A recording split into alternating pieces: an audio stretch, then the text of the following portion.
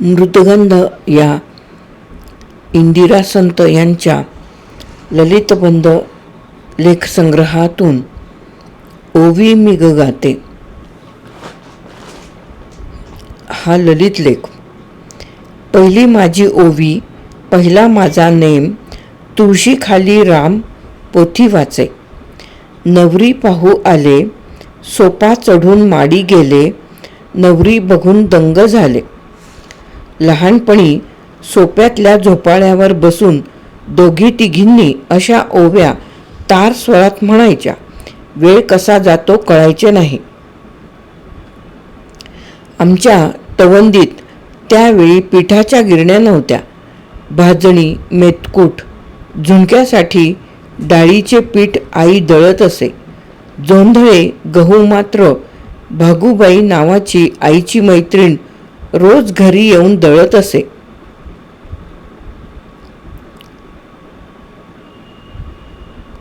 मी तिला दळपात हात लावायची. पहिला घास जात्यात घातला की तिच्या ओव्या सुरू व्हायच्या. जातं मोठं हत्तीरथी घागऱ्या घोळाचं, मोठ्या घराच्या तोलाचं, अक्काबाईच्या जातं मोठं हत्तीरथी, मला ओढ नाही पडली, लाडी सारजा सुंदर, मधी ताड हाताला भिडली. माझ्यावरच्या ओव्यांमुळे मी खुश. दळण संपवून पीठ गोळा करेपर्यंत तिच्या या निरनिराळ्या प्रकारच्या ओव्या सुरू असायच्या.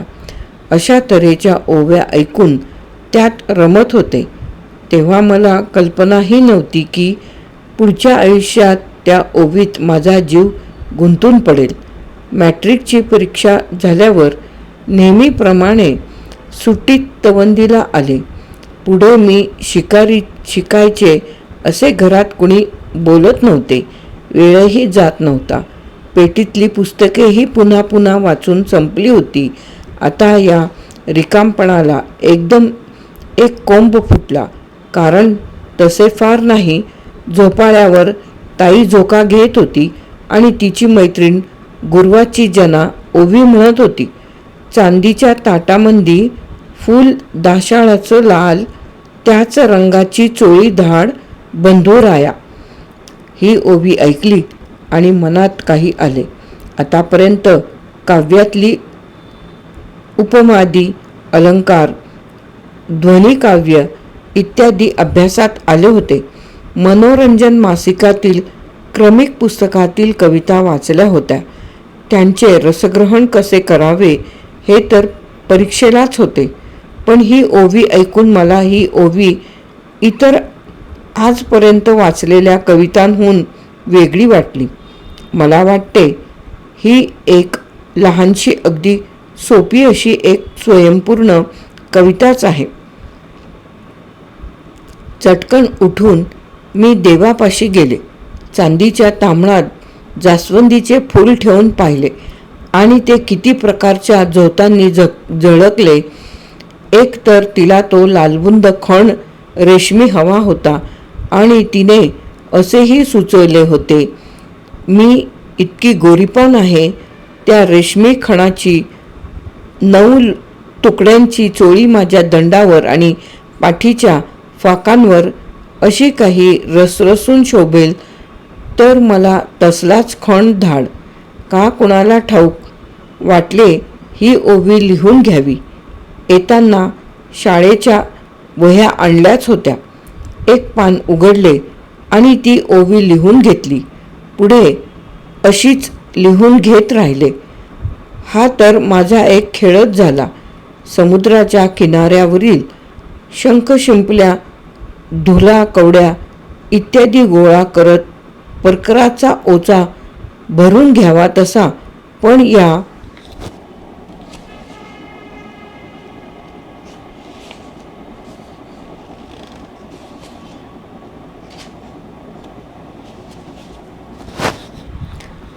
ओव्या सांगून लिहून घेणे मोठे कठीण.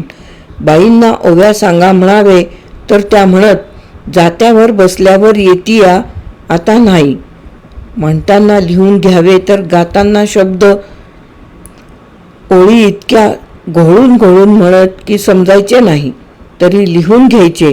कुणी सांगणारी भेटली तर मध्येच तिला पुन्हा सांग असे म्हटले की संपले. तिला पुढची ओळ आठवायचीच नाही. मधी मधी बोलू नकासा हे तिचे निर्वाणीचे सांगणे. पण या ओव्या गोळा करण्यात माझा एकच हेतू, गोळा करणे. त्यावेळी लोकसाहित्य, स्त्रीगीते इत्यादी शब्द माझ्या टप्प्यात नव्हते. कोल्हापूरला राजाराम कॉलेजमध्ये मी 1.5 वर्ष होते, तेव्हा माझा हा नाद होताच. कॉलेजला जाता येता मी अंबाबाईच्या देवळातून जात असे. तिथे देवळात खांबाला टेकून बसणाऱ्या एक आजी ओळखीच्या होत्या. संध्याकाळी येताना त्यांनी मला थांबवून घ्यावे, गप्पा कराव्या, ओव्या पण सांगाव्या. त्या अगदी शुद्ध लेखन घातल्यासारख्या सांगत. माऊली माऊली कल्पवृक्षाची साऊली, ताने बाळा लागी दिली देवाजिनी देवाच्या मायेची, माऊली मूर्ती झाली बाळासाठी ग रंगली भवपाशी. या ओव्या त्यांनीच दिलेल्या.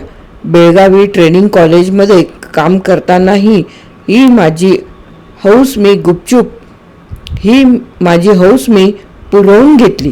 मुलींच्याकडून ओव्या घेतल्याच, पण त्यांना जे प्रोजेक्ट द्यायचे असत त्यात स्त्रियांच्या ओव्या हाही एक विषय दिला.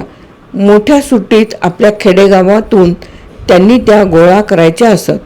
त्याही खूप लिहून घेतल्या. मैना विचारिते मैना सासुरवास कसा, चित्तकाचा फासा गळा रुततो सांगू कसा, रुक्मिण इचारिती जनी तुमचं कोण नातं, वनवासी ग पाखरू राती वस्तीला आलं होतं, रामकुंडावरी पिवळी नागिण पसरली, रामाची सीताबाई चंद्रहार विसरली. अशा किती तरी मिळाल्या. आता पावेतो पोत्याची मोठी पिशवी भरून हे कागद साठले. काही वह्यांचे, काही जाहिरातींचे. ज्यावेळी जो कागद जवळ असेल तो घ्यायचा, भरला की तो पिशवीत टाकायचा. मधून कागद काढून बघायचे. आई नाही का कधी कधी लहर आली की ट्रंकेचे कुलूप काढून किडूक मिडूक पुन्हा बघते त्याप्रमाणे आणि प्रश्नचिन्ह उमटायचे. आता या कागदांचे काय करायचे. या सुमाराला मी नेहमी आजारी असे. विश्रांतीच्या वेळी हे काम मी 1 टाकी पुरे केले.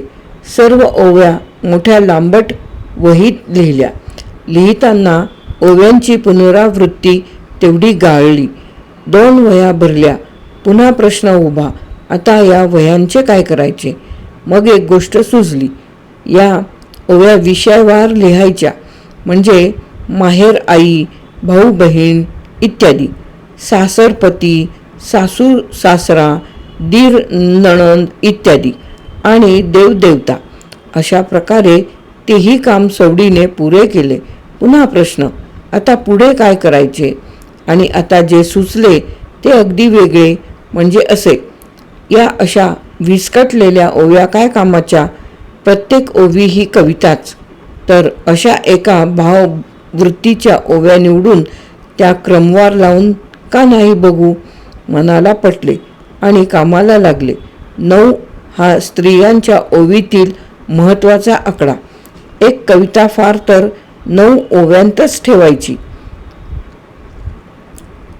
एक उत्कृष्ट ओवी सापडली की तिच्या आगेमागे शोभतील अशा ओव्या निवडून जडावाचे काम करायचे, म्हणजे असे. हे एक नमुन्याचे गुंठण. सांभाळा पाठभुज हात जोडीते नागिनी, वाट निराळ्या पसर बंधू माझ्या हौशाला, शेता जायाला उशीर हात मी जोडीते या रातराबाईला.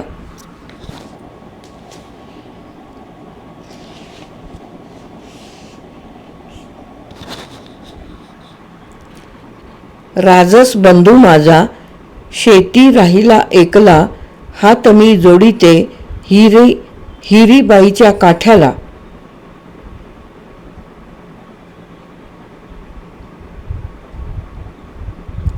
बंधूच्या ग माझ्या नंदी अभंड मोटेला, हात मी जोडिते कृष्णाबाईच्या पहिल्या पुरा.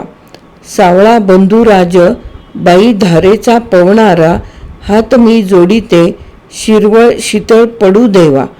आता माझा बंधू जाई बाजाराच्या गावा, वाटे वैल वारुळ उजवी घाली ते जाता येता. चातुर माझा बंधू सुखी ठेवा हो नागनाथा. अंबाबाई मातेला ग वाहते मोत्याचं कंबळ, लाडक्या बंधूला ग दूर देशात सांभाळ. उगवत्या नारायणा हात जोडिते मी रोज, नेणता बंधू माझा सांभाळा पाठबूज. मी ग ओवी गाते जन्म देणाऱ्या एका नेणता बंधू माझा, फुल पाकळी मधी सखा, फुल पाकळी मधी राखा. अशी ही कविता एक भावकविता, एका अनाम मादिनीची एक भावगाथा.